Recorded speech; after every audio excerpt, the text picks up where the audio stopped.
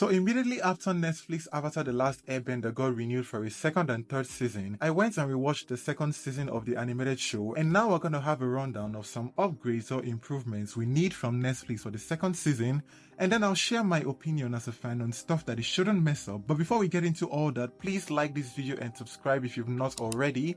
Sit back, and now let's get started.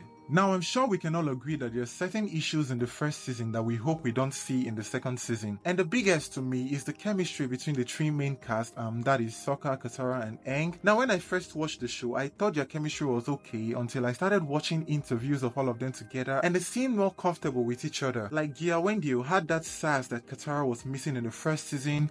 Ian was so, and I mean incredibly funny, and they all just interacted so well compared to the show, and that made me go like, wow, the script really limited the cast from displaying their true potentials, or did they not just pass their chemistry read for the first season? I want to restart. The good thing is, well, they've spent more time with each other over the years, so I expect their chemistry to improve for the second season. But we're getting a new major character for this second season, so they have to get that chemistry with Toph right and let them not just be travel buddies, but a real gang. And I'll suggest that the creators let them improvise a little bit so that we can have them interact in the show the way they're doing in interviews. And speaking of Toph, now this is a role that they have to take their time and cast properly, because fans will be brutal on both the show and the actor if that role is miscast. But I'll call it now. See, we shouldn't be surprised if they cast a 15-year-old as Toph, because in the animated show, Toph and Aang are the same age, and Gordon is gonna be 15 this year, so I don't think it'll be an issue if someone around his age is cast as Toph. And as for her ethnicity, I've seen talks online that from her name and looks, an East Asian actress should take on the role. Others are like the Earth Kingdom is diverse, and in the animated show, her dad kind of had like a tan skin tone, so a South or Southeast Asian actor can take on the role.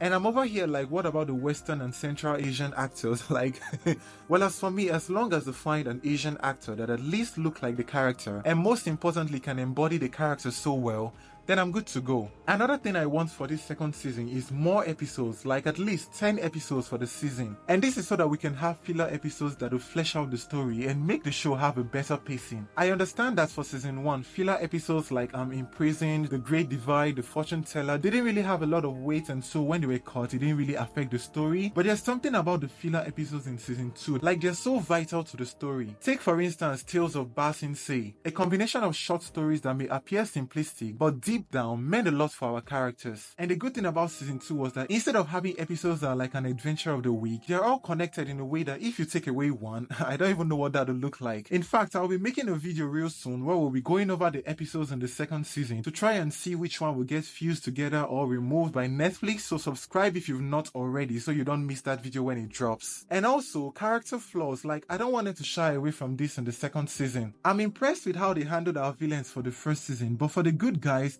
not so much. Like Sokka's sexism was gone, Katara was okay. But for Toph, remember in the animated show, she didn't just fit into the group because she was used to carrying her own weight. I want to see that in her rivalry with Katara in this remake. Aang as well. I made this post recently. I don't want them to shy away from Dark Aang when Appa was stolen. Like, these are vital elements to our characters' developments that don't need to be toned down in order to tell a new story. Changes and additions like the 41st Division, the way Cole's powers work, UA, and other great changes in that regard are what we need, and I hope the creators pay attention to the criticisms from fans so they can get to work for the next season. And speaking of the creators, they need to get new writers for this second season, because I don't want to see something like this again. I like to play airball and eat banana cakes and goof off with my friends. That's who I am. And finally, Aang has to learn airbending at the cost of the second season.